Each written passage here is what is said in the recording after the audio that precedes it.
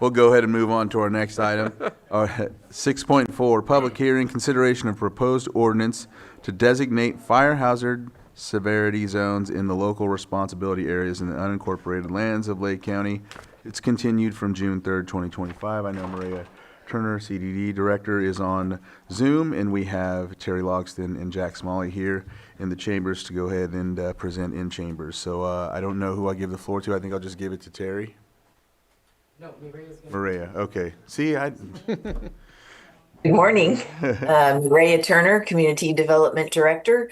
What you have before you today is a proposed first reading of a draft ordinance updating the fire hazard severity zones for our local responsibility areas. The Office of the State Fire Marshal is required to update these designations, and the maps that are attached to this draft ordinance reflect the changes in much of our county that is consistent with our current environmental conditions. These draft maps were put out for public review for a 90-day period, and we did collect input. So the maps were available for the public to review both on the ready.lakecountyca.gov website, as well as in large formats, paper copies on the walls in the Community Development Department. We gathered this public input through email, but it was inadvertently omitted from last week's item. It has since been attached and was available for your consideration for this week. Additionally, supervisors had questions last week. Specifically, Supervisor Owen wanted to know how the changes in the designation of a fire hazard zone might affect development permits. And so I'm going to turn the mic over now to our Chief Climate Resiliency Officer and our Chief Building Official to answer that question and any other questions the board may have. Thank you. Good morning, board. Is this on? There we go. there it is. Terry Logston, Chief Climate Resiliency Officer and Tribal Liaison. I would like to go over this quick presentation. Does that work first? Yes. Okay. So, as you know, the Board of Forestry and Fire Protection updated the LRA, Local Responsibility Area. I'm going to try very hard not to have acronym soup, but there's a lot of it.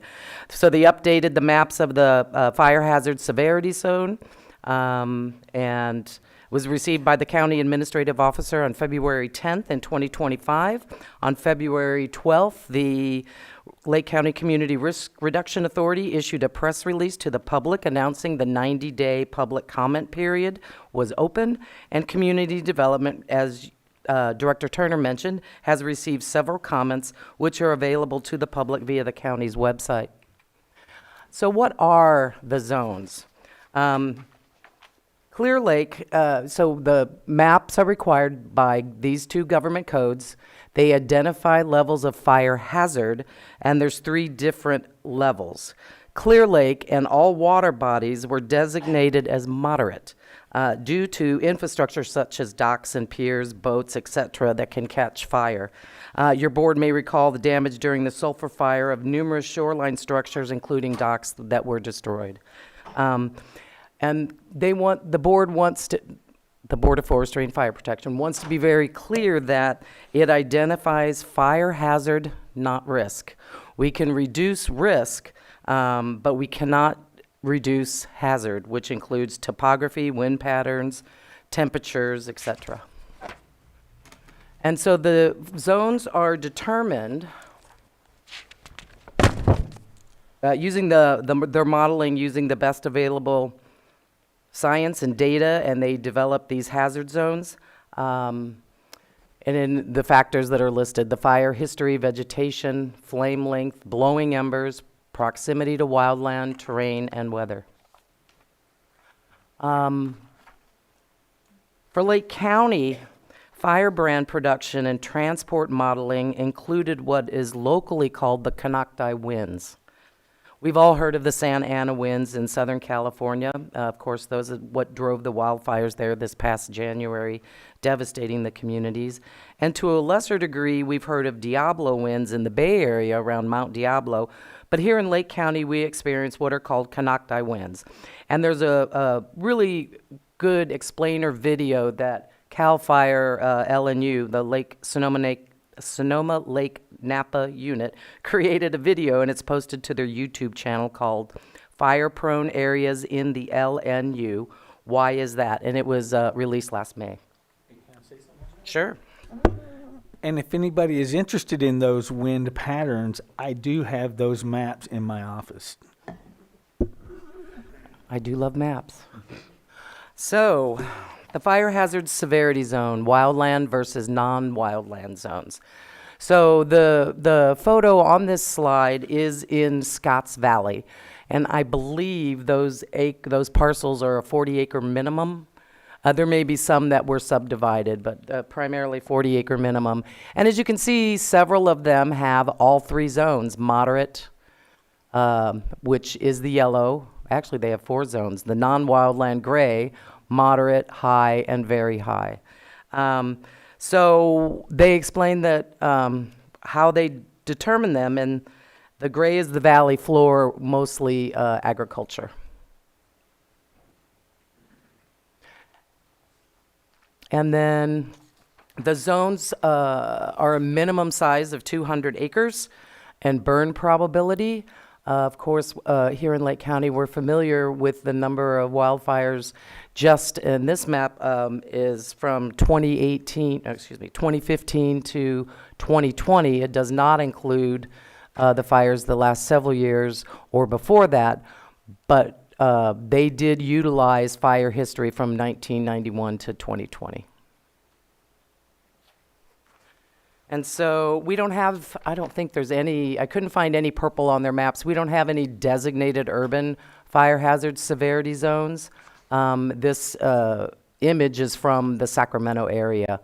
But we do, I mean, there is the city of Clear Lake and there is the city of Lakeport. In some location, some uses are considered urban, but apparently not for these maps. And then what is the map for? Is primarily for building standards for new construction. When in the wildland urban interface, which is called the WUI, the map on the left is the adopted WUI map for Lake County that is in the Community Wildfire Protection Plan. And pretty much everywhere people live in Lake County is designated WUI, except very small areas in the Big Valley area, a little bit in Scotts Valley, and a little bit in the city of Clear Lake. But everything else in Lake County has been designated locally as WUI. It was reviewed and approved by this map was reviewed and approved by the Lake County Fire Chiefs Association on April 24th. And it was incorporated into the CWPP, which was approved by your board and CAL FIRE on October 4th, 2023. Definitions for all of the categories on this map, if you can see it, it says intermix, interface from U.S. Forest Service, and the same for CAL FIRE. Those definitions can be found in Appendix F of the Communities at Risk of the CWPP, which can be found on our website. You can just type in CWPP, and that will come up. And the state likes to stress, the map is not for insurance. Insurance Commissioner Laura issued a California consumer alert that says it's not. We all know that they do look at it, but they have much more extensive modeling that they use for hazards. So the Commissioner Laura's regulation was finalized in October of 2022. And it says that the insurance companies must provide discounts for wildfire safety actions such as community mitigation and home hardening, which these maps do not assess. So I continue working with the Lake County Fire Safe Council. Let's see, it doesn't really show up because of that bar. With the Lake County Fire Safe Council and others to get Lake County on what's called the Fire Risk Reduction Community List. The state of California maintains that list. They only open it every other year. It will open up in July, and we plan to get on that list. And so Examples of the state minimum requirements in the SRA, which is state responsibility area. LRA is the local responsibility area. And you can see the difference between what those zones and what is required, which I would let Director Turner or Jack speak to. I don't know the codes. But I think that this is a very helpful slide. And the slide that is included in the website or to the board agenda right now hasn't been updated, isn't this exact one, so I will make sure that the slides are updated after the meeting. And again, that's just the timeline for adoption. And so before your board today is to decide to adopt the map as is or make any suggestions. As you know, they say we can't decrease the level of hazard zone. You can only increase it. In April, I attended the Lake County Fire Chiefs Association and had asked the question about should we update all, you know, if someone has multiple zones on their parcel, do we update it to the highest? Because I had understood that the city of Clear Lake was going to do that because that's how you have to do it. Like Jack just described to me, if your parcel has two different flood zones, you have to build to the highest. But at the fire chiefs meeting, it was explained to me that if you have multiple, if you site your house on an area that's moderate, you only have to build to those standards. You don't have to build to the very high. I asked this question about what we call split parcels to the contact that CAL FIRE gave me. What is his name? Battalion Chief of Land Use Planning, Shane Galvez, who's based in Sacramento. I asked him that question, and basically he said, CAL FIRE does not make recommendations on this topic because it is a local decision made in collaboration with local legal counsel. Although some jurisdictions are considering lowering and other jurisdictions are considering raising, that is up to your board. Thank you. Supervisor Sabatier? Yeah, I just want a clarification. You kind of danced around.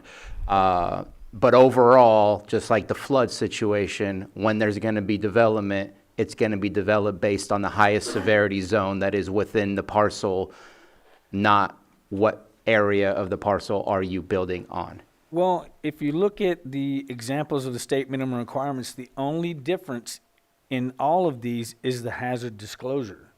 So they all still have to be billed to Chapter 7A or the Wildland Urban Interface, you know, and Well, not necessarily, because Kelseyville is not necessarily within the WUI, so certain ones will have higher levels of defensible space requirements, certain ones will have other different requirements. It's not a huge variation of differences, but my question is, it's still based on the highest severity zone within the parcel, correct? that's the way I personally would like to see it, you know, because safety for life and limb and property is key. But like she was explaining with the flood zone, if you have two different flood zones and your house is in the lower flood zone, that is what you would have to go with. Mm-hmm. Only if your house touches the higher flood zone. So, you know, this might be something that you guys, the board, would want to decide on this, is if it's in a lower severity zone on a piece of property that has multiple severity zones, you know, then that's what you can go with. You know, that's something that maybe that the board should discuss and recommend in the adoption process. I appreciate the response, but I am getting conflicting information from some folks. I'm hearing that it's supposed to automatically go to the highest severity, and some folks saying you get it to choose. And so I'm a little confused as to what the actual regulation is that's coming down from the state based on this. They didn't. Basically, they said it's up to you to decide. They will not, it's not in the legislation. And so it's up to your board and legal counsel to decide. I think it's unfair to do that. It seems to me when it comes to building standards that it has to be very, very clear, and it's not. It's just not. And also, like, for instance, there's, what is it? It's 30 meters or 98.4 feet of, that can be off on the maps just because it's a satellite, you know, that is doing it from the Earth. And if you look at, say, the Clear Lake Keys in Clear Lake Oaks, all of the houses in those keys should be designated as moderate because of the docks that are in the lake. But not all of them are. There's big swaths, and it's only because the channel is not 100 feet wide in some places. And so the map just doesn't show it. Oh,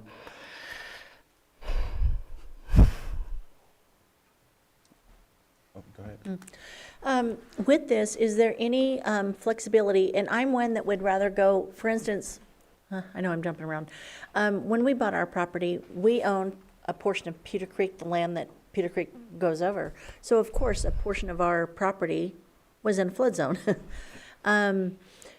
In order to, we already had a house built, but in order to get flood insurance, we had to go, even though our house was on a hill above Peter Creek Bridge, Hartman Bridge, we still had to go do documentation and do a survey, or what do you call that? It's a survey or whatever.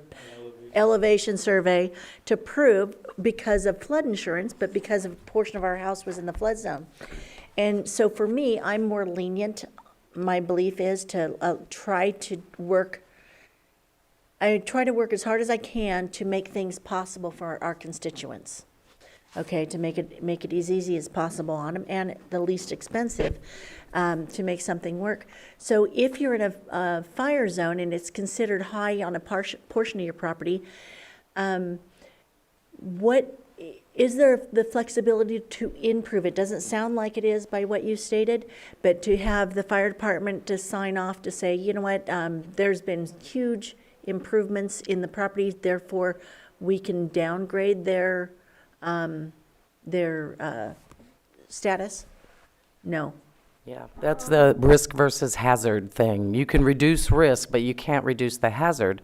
The problem is on these maps, when you get to the parcel level, it's, what's the word? It just doesn't have the granularity because of that 90 meter or 98 feet.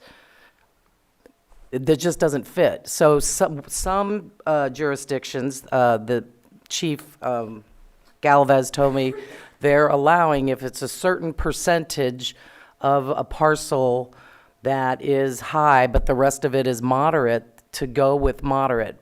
But then you open yourself up to liability. Well, if you're building in the moderate area, though, Right. it should be.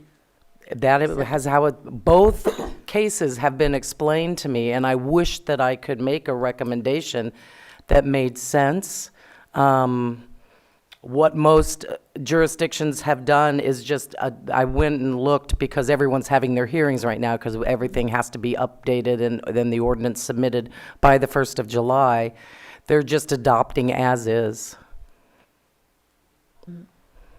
And unfortunately, then that leaves it gray areas for our planning departments. Yeah, and to be honest, I still have concerns. So, so just to be clear here, so the moderate area in the LRA is the only area that does not have to be built to 7A or the WUI standards. So, and that's probably like downtown Kelseyville or something like that, where it's probably urban unzoned. So, I mean, that, you know, that's something we can think about.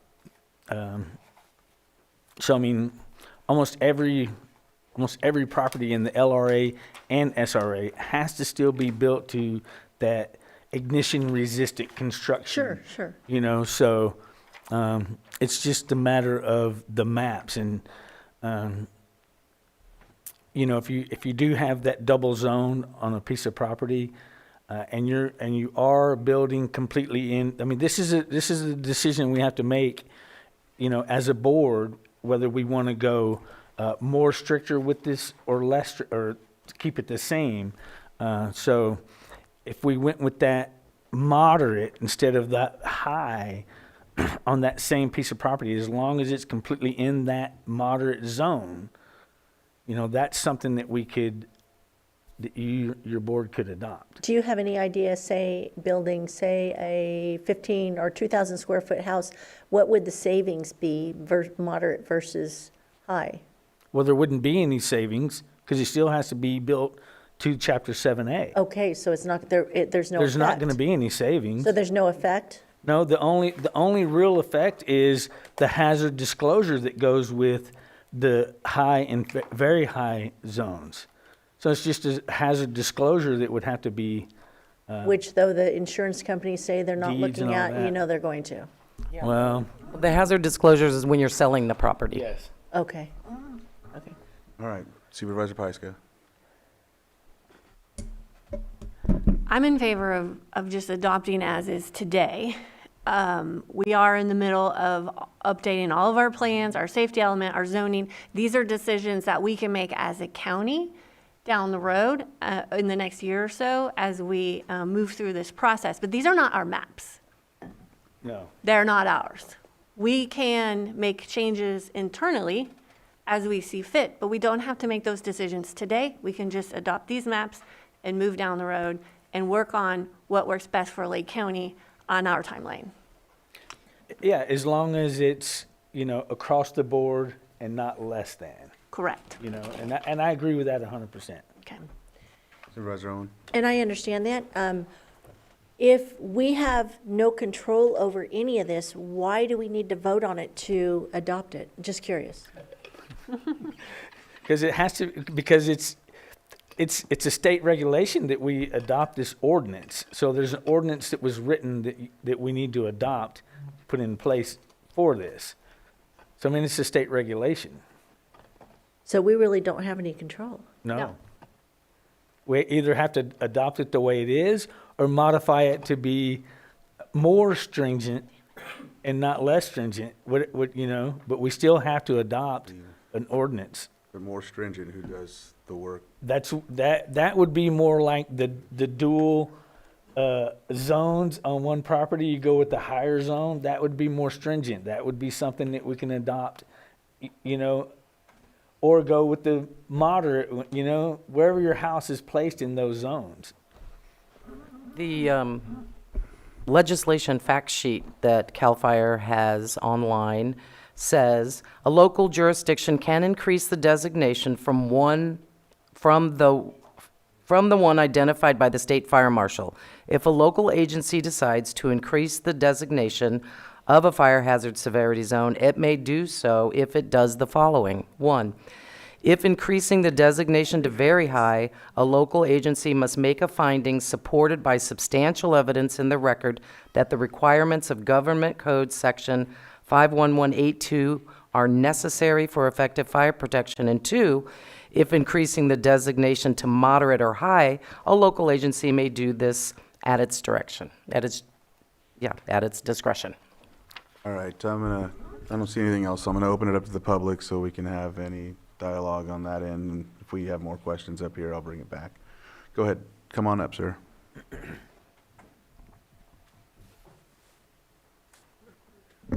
Tom Lasik, I just have a question. Looking at the map of the entire Lake County, I don't know how many parcels we have within the county, but what percentage of them are really in this transition between two different zones? I mean, are we having a debate about 5% of the parcels, 25% of the parcels? I mean, how problematic is this really? And that's in the unincorporated areas. Yeah, exactly. It's just it's a question. I know it's problematic to try to come up with an answer because the probability that it's going to happen at least once. But in the big scheme of things, most of it's red. You know? Yeah, we really don't have that kind of data with this. It wasn't even published with this. Yeah. So, and as you mentioned, between very high and high, it's a distinction without a difference practically. And then then the question is, well, what's the difference between, something that's not labeled and, or moderate to the next level, and it doesn't look like there's that much of that anyway. So, I mean, it's important discussion, but just how many parcels are we really talking about? And in the course of permitting and things like that, in the course of a year, you know, is there something that can be handled as a one-off until the ordinance is revisited? Thank you. All right, any other public input? Come on up.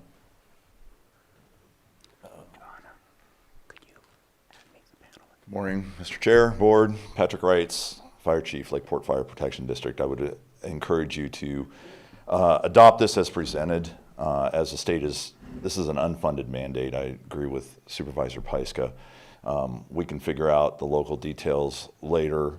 You can only make it more stringent, not less. This is a 50-year map that they've already said cannot be revised. Now, we know that at some point in time in the future, that's going to change because it's unrealistic. Just look at the fires that we had down south in January and the large swaths of land that were impacted by that. And then they're saying that those are still going to stay in the very high severity areas. I'm just throwing that out as an example. That's a problem.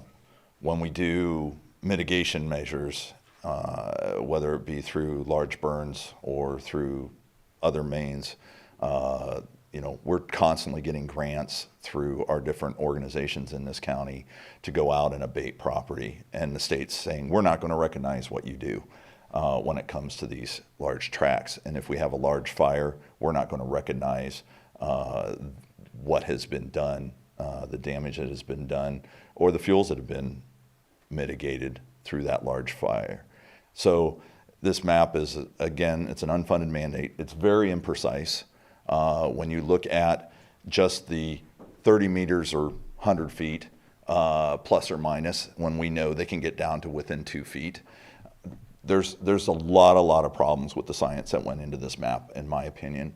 And since it is an unfunded mandate, and we cannot lessen the degree of severity on somebody's property, adopt it as is. And then when we start looking at the local impact and the ordinances on what we can do through our building code, our local building code, because there are measures that we can.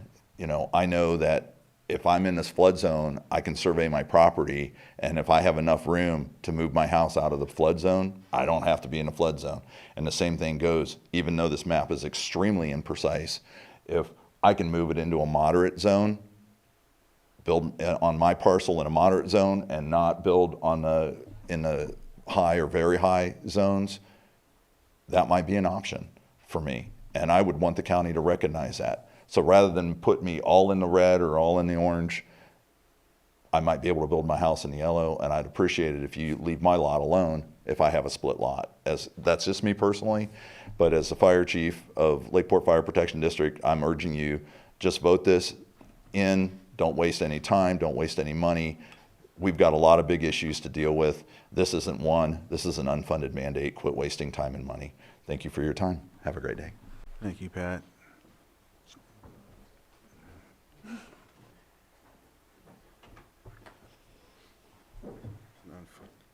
Good morning, Paul Duncan, CAL FIRE. Just want to speak to the split lots. So as clarification, and I made a call this morning, so same answer that you have, Terry, is that if it's split lots, they can develop on the lowest level, and then that is what that structure is considered.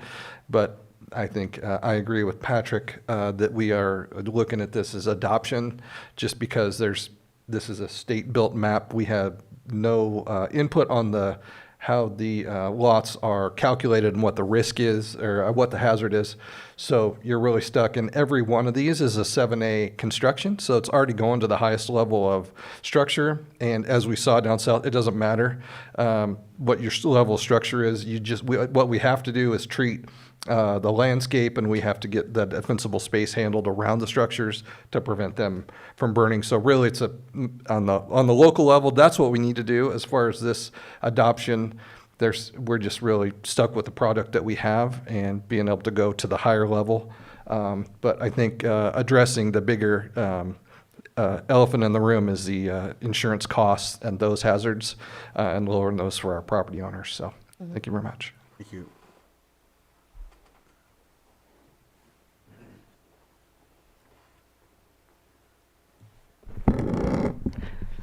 Good morning, Board.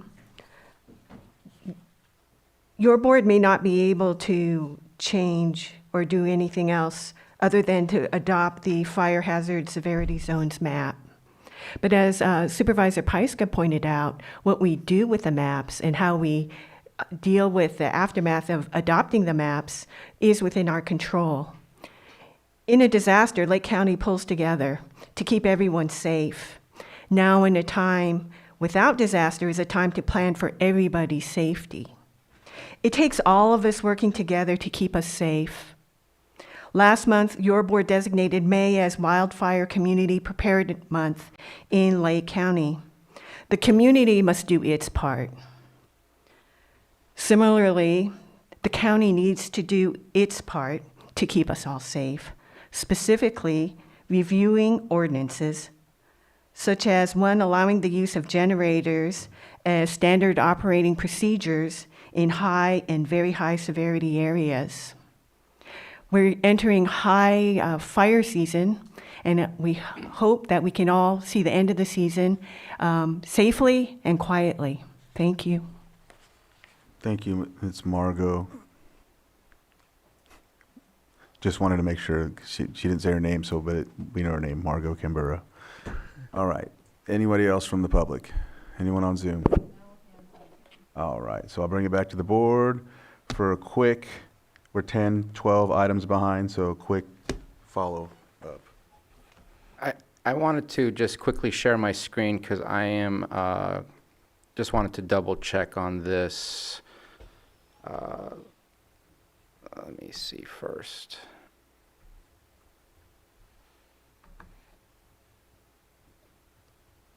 This is what's being posted. Is this accurate that the red goes like this far deep into the lake, or are we going to get an updated map? And this is it gets better as you go further in the water. I'm just wanting to make sure that this is the layer we're going to incorporate into our GIS, just like I could look up the flood zone, because it's not there yet. It's only specifically on the ready go. I just wanted to make sure there's no changes. It is what it is. This is the layer, the GIS files that we received from them on February 10th. My understanding is we adopt the maps with the ordinance as is. The state will then maintain them. My hope is that it will be better resolution on the state office of the state fire marshal website. But you're right, that is exactly what I was talking about. I mean, it shouldn't be very high hazard into the lake. And then we received public input, and I think that public input is exactly the reason why we approved to move forward and write that letter. So I'm looking forward to that letter so we can move that forward. Thank you. Mr. Chair, I offer the resolution. Resolution has been offered. Actually, Mr. Chair, if I may. Yes, Lloyd. Since this is an ordinance, it's a two-step process, and I could walk the board through that if Okay. your board's willing. Yes, please. And also as a side note, real quick, it's a typo. On the proposed ordinance itself, particularly on section 4, there's a reference to the year 2023. The suggestion here is to revise that to state 2025 on section 4. So it would be the adoption for first reading of the ordinance as amended. And so for your board's consideration, the first motion would be to move to approve the first reading of the ordinance to be read in title only as amended, and then the clerk will read the title. That would be the first motion. So moved. Second. I have a motion and a second. All in favor? Aye. Any opposed? Motion Aye. carried. Oh, you oppose? I oppose. Okay, so we, motion passes 4-1. Chair, I have a quick question. Should we have said as amended? I mentioned. Okay, as amended. I apologize. Okay. Go ahead, Johanna. An ordinance of the County of Lake to designate fire hazard severity zones in the local responsibility areas in the unincorporated lands of Lake County. All right. So next, Lloyd. So the second motion would be to approve the draft ordinance as amended, move to approve the draft, or that the draft ordinance as amended be advanced to the next Board of Supervisors meeting, and it would be date and time certain for consideration and possible adoption. And the clerk may confirm the date and time certain for that. Or just the date.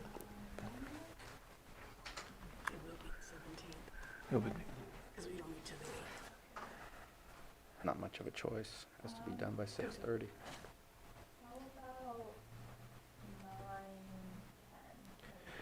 That being consent. 9:10 next week?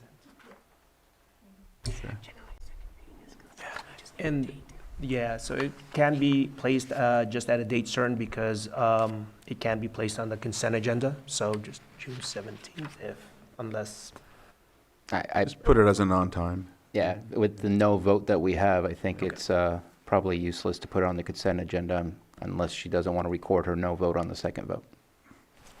That's up to Supervisor Owen. Or just time it, yeah. 9:10's What's the fine. motion again? To put it on the agenda for, go Are ahead. you gonna, what's the? Can you read the motion? again? yes. So the motion would be to approve that the draft ordinance as amended be advanced to the next Board of Supervisors meeting, date and time certain, that would be June 17 at 9:10 a.m. for consideration and possible adoption. So moved. Second. So I have a motion and a second. All in favor? Aye. Aye. Any opposed? Motion carries 5-0-0. Anything else? That's it. Thank you very much. Thank you, Maria. All right.